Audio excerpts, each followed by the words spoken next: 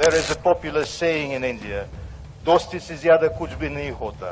रूसी राजदूत Denis Alipov ने एक बार फिर भारत को लेकर बड़ी बात कही है। उन्होंने दिल्ली में रशियन कल्चरल फेस्टिवल की शुरुआत के वक्त कहा, भारत में एक लोकप्रिय कहावत है, दोस्ती से ज्यादा कुछ भी नहीं। ये रूस भारत की रणनीतिक भागीदारी के भरोसेमंद और दोस्ताना रुख की सटीक खासियत है।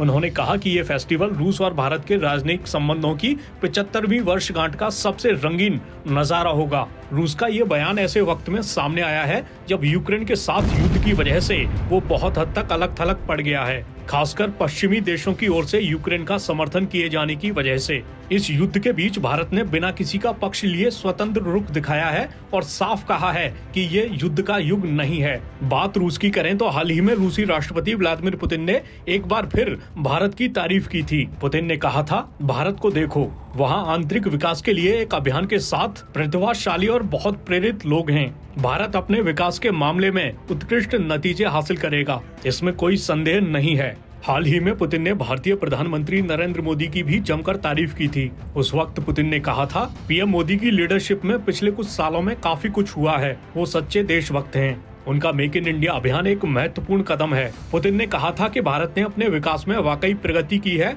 और उसके सामने एक शानदार भविष्य है। रूसी राष्ट्रपति ने कहा था, हमारे भारत के साथ खास संबंध हैं, जो कई दशकों के करीबी सहयोगी रिश्तों की बुनियाद पर बने हैं। हमने हमेशा एक दूसरे का समर्थन किया है। मुझे उम्मीद है कि ये संबंध भविष्य में भी ऐसे ही रहेंगे।